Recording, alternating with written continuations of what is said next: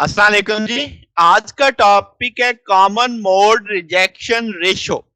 Operational amplifier के काफी सारे पैरामीटर होते हैं, उनमें से एक सबसे अहम ये है कॉमन मोड रिजेक्शन रेशो। बकिया जितने भी हैं वो सारे कल के लेक्चर में हम देखेंगे। ये चूंकि डिफरेंट है, इंपॉर्टेंट है और ज्यादा क्वेश्चन इसी से मुतालिक होंगे, तो इसको अलग से एक लेक्चर में रखा गया। ठीक होगी बात। तो सबसे पहले आपने voltage gain of differential amplifier को समझना है।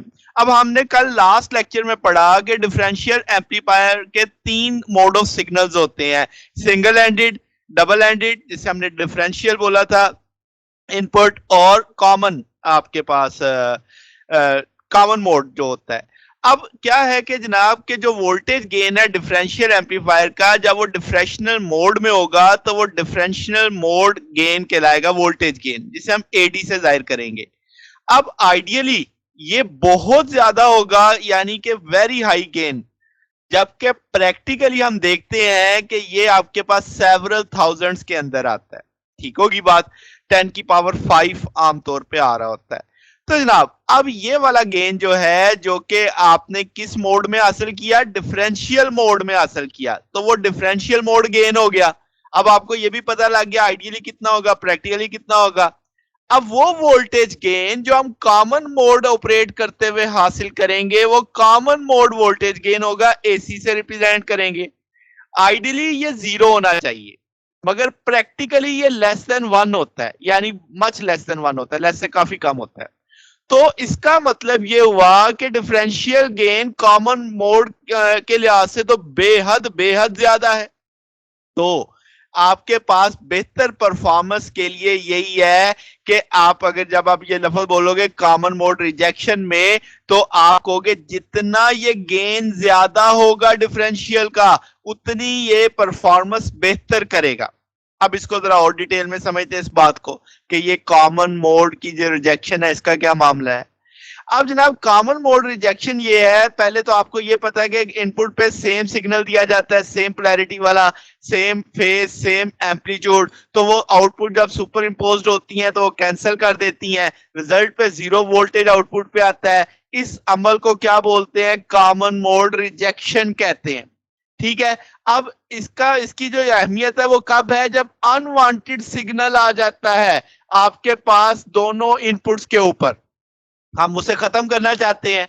तो जनाब आपके पास कॉमन मोड रिजेक्शन का मतलब है कि ये जो अनवांटेड सिग्नल है ये आउटपुट तक ना पहुंचे, उसे डिस्टॉर्ट ना करे। अब उसे कैसे रोकना है, क्या करना है, वो जरा समझते हैं। पहले जरा देख लेते हैं कि जो वांटेड सिग्नल होता है, जो हम चाहते हैं आउटपुट के ऊपर, वो किसी एक इनपुट या दोनों अपोजिट पोलैरिटी वाली आपके पास इनपुट्स पे आएगा। जैसे आप यहाँ पे देख सकते हैं कि भाई आपने सेम एक जैसा सिग्नल इनपुट वन पे दिया वैसे ही इधर दिया।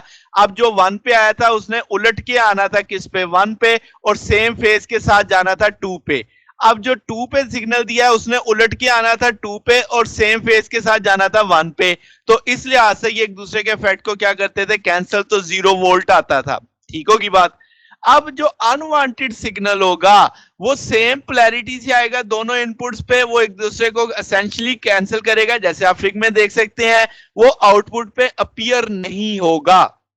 तो कॉमन मोड रिजेक्शन रेशियो फिर क्या हुआ, ये एक बुनियादी तौर पे एम्पलीफायर की एबिलिटी है कि भाई वो कितने सिग्नल को रिजेक्ट करता है। तो इसे हम CMRR कहते हैं। तो इसका अगर ज्यादा बेहतर लफ्ज कहें तो ये मेजर करता है कि भाई डिफरेंशियल एम्पलीफायर की परफॉर्मेंस को इन rejected unwanted common mode signal को।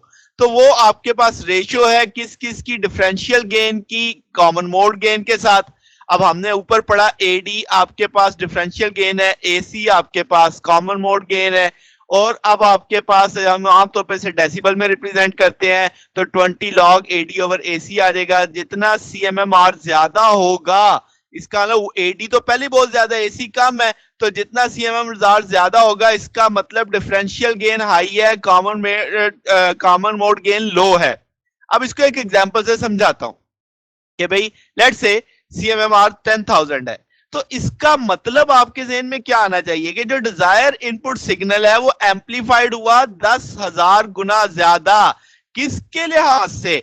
अनवांटेड नॉइज के लिहाज से, यानी वो उसके इफेक्ट को बिल्कुल मिनिमाइज कर देगा। या दूसरे लफ्जों में समझ लो कि जो एम्पलीट्यूड है डिफरेंशियल इनपुट सिग्नल का और कॉमन मोड नॉइज का वो इक्वल हो गए और डिजायर्ड सिग्नल अपीयर हुआ 10,000 time greater in amplitude than noise. ये समझने वाली बात है कि नॉइज से इतना गुना ज्यादा वो एम्पलीफाई हो गया, तो नॉइज की तो उसके सामने कोई हैसियत ही नहीं रहेगी।